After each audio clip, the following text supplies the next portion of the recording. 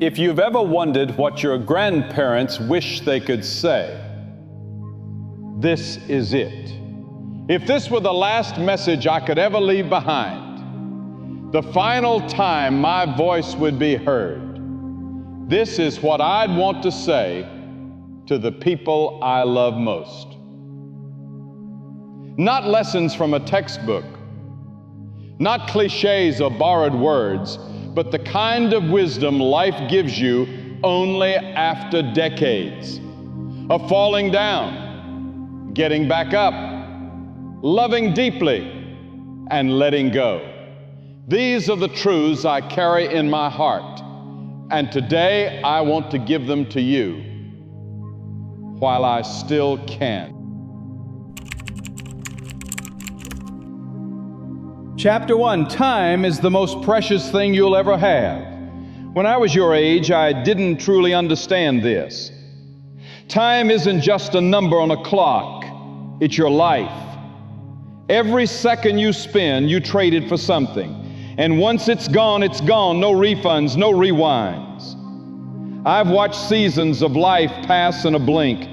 I've seen faces in old photos and realized I hadn't seen them in years. I've whispered words at graves that I should have said when it mattered. We think we have time, but time doesn't think about us. You'll be tempted to waste it, scrolling, worrying, chasing approval, waiting for someday. Don't.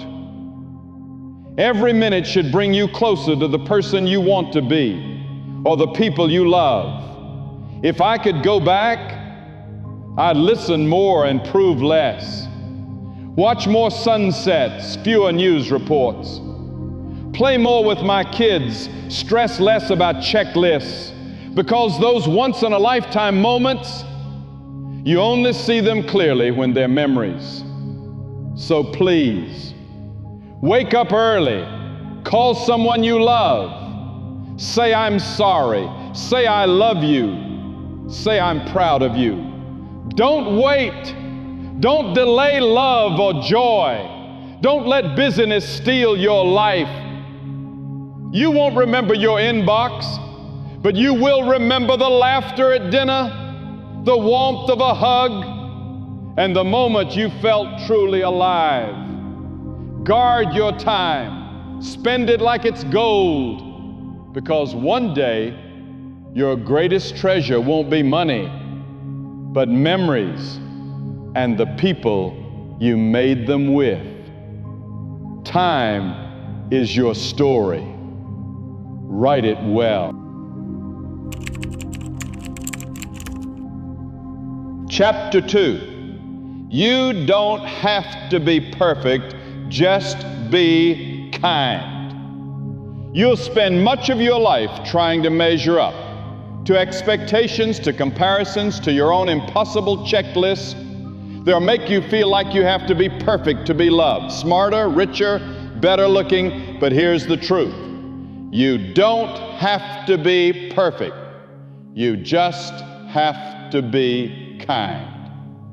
The world rewards perfection, but hearts remember kindness. Years from now, no one will care about your job title or how many likes you got. They'll remember how you made them feel when they were hurting. They'll remember if you showed up, if your silence was comforting, if your presence felt safe. Kindness doesn't need applause, but it echoes quietly, powerfully. I still remember failing a test as a kid. Everyone laughed, except one girl.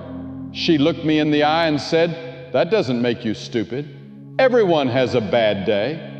I don't remember the teacher. I don't remember the test, but I remember her kindness 60 years later. So when in doubt, be kind. Even when no one's watching, even when you're tired. This world has enough critics. Be the one who forgives faster, who listens without judgment, who leaves people better than you found them. And please, be kind to yourself. You'll mess up.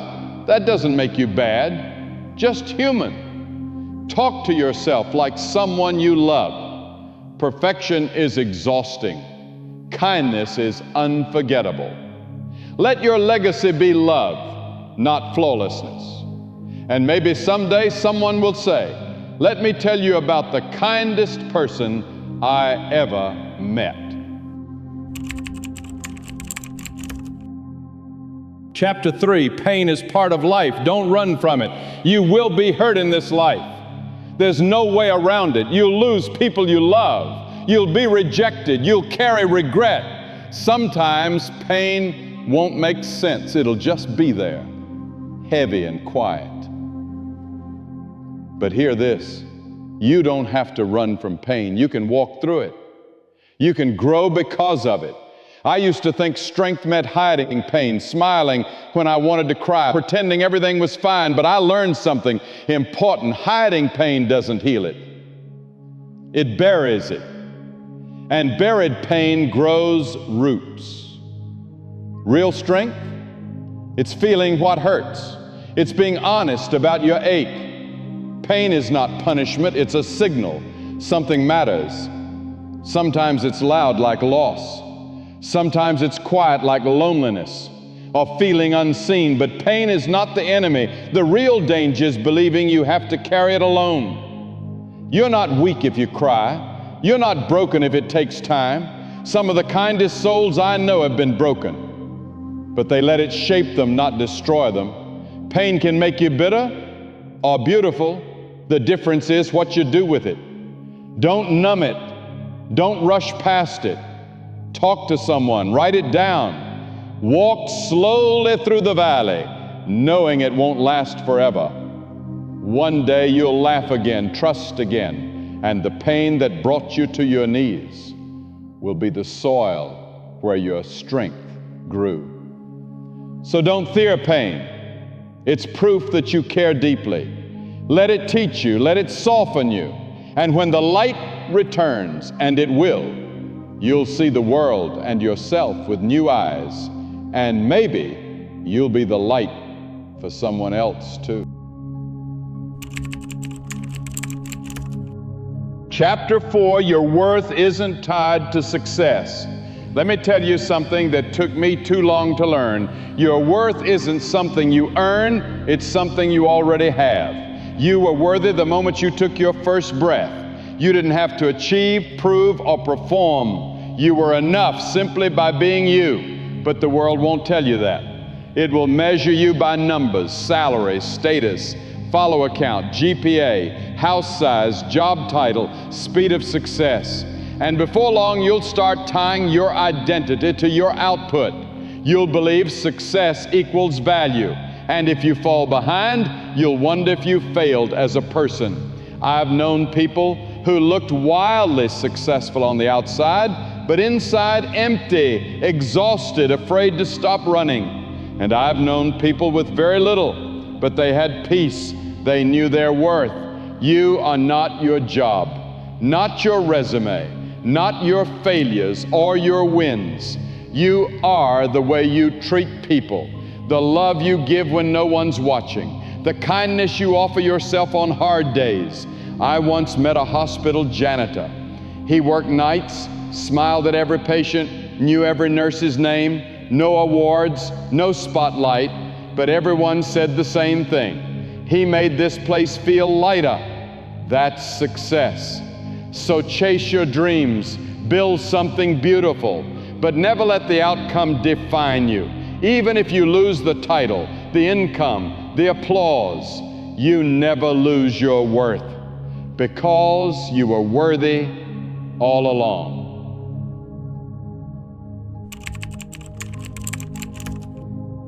Chapter 5, choose love over and over again. If I could teach you just one thing, it would be this: choose love over and over again. Not just when it's easy or convenient, but especially when it's hard. Because real love isn't just a feeling, it's a choice, a posture, a daily practice. It's waking up and giving even when you're tired, even when it's not returned. I've seen love at its highest: weddings, babies, handwritten letters, and I've seen it at its lowest: hospital rooms, silence, forgiveness without apology. I chose love not because they deserved it, but because I deserved peace. Love isn't always grand. Often it's quiet presence. It's listening with your phone down. It's patience with your partner. It's forgiving your parents, showing up for your friends, even loving your enemies, not for their sake, but because hate is a poison you drink, hoping it hurts them. Forgiveness is freedom. Love is the key. And while you're loving others, please love yourself too. Not just the polished version, but the messy, scared, imperfect one. Talk kindly to yourself. Celebrate small wins. Give yourself the grace you give others. In the end, you won't remember the trophies. You'll remember the hands you held, the people who stayed, the quiet victories of choosing love when you could have walked away. Love won't fix everything, but it will always transform something. So when you don't know what to do, ask yourself, what would love do right now? Then do that. Chapter 6. Slow down and pay attention. We live in a world that moves fast, always rushing, always scrolling, always reaching for the next thing, but life isn't something you chase. It's something you notice. And most of it, it's in the small things. It's in the silence between words, the smell of fresh bread, the way sunlight warms your room in the afternoon, your mother's laugh, your child's hand in yours. You don't need more stuff. You don't need a faster path. What you need is to slow down long enough to see what's already here. I've seen people live like life is a to-do list. Wake up, work, worry, sleep, repeat. They build careers, collect followers, but forget to live. They rush through birthdays, meals, conversations. They confuse being busy with being important. But the truth, the most meaningful moments don't scream, they whisper. And if you're always moving fast, you'll miss them. I once met an elderly woman sitting alone on a park bench, smiling, feeding pigeons. When I asked her what she'd do differently if she could live again, she said, I would have paid more attention. Not to the big stuff, to the little things. The things I thought I'd remember forever but didn't because I was too busy rushing. That stayed with me. You don't have to quit your job or move to the mountains. You just have to pause. Walk a little slower. Look up at the sky. Put your phone down during dinner. Really listen when someone speaks. Live fully in the moment you're in, not just the one you're chasing, because these simple, ordinary moments, they are your life. There's wisdom in stillness, love in lingering, magic in paying attention. At the end, you won't wish you'd moved faster. You'll wish you'd slowed down and really lived.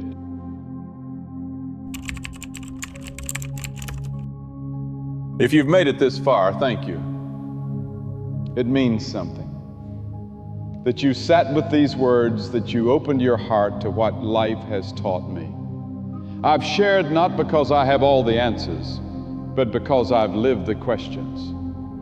And I want you to have what I didn't always get, gentle wisdom right when you need it.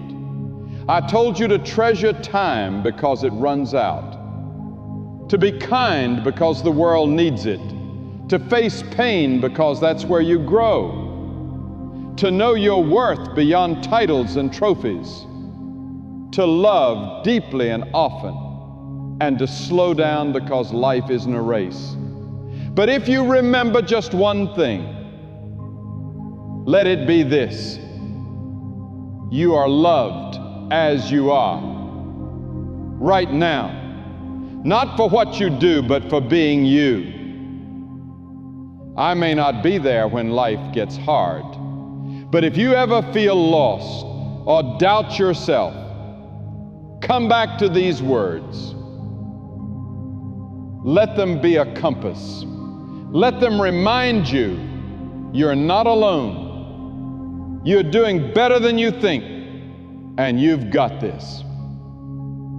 If this spoke to you, leave a comment. Share what you'd want your grandkids to know. And if you want more timeless truth, go ahead and subscribe. Here we don't chase trends. We honor the kind of wisdom only time can teach. Take care of your heart and each other. See you in the next one.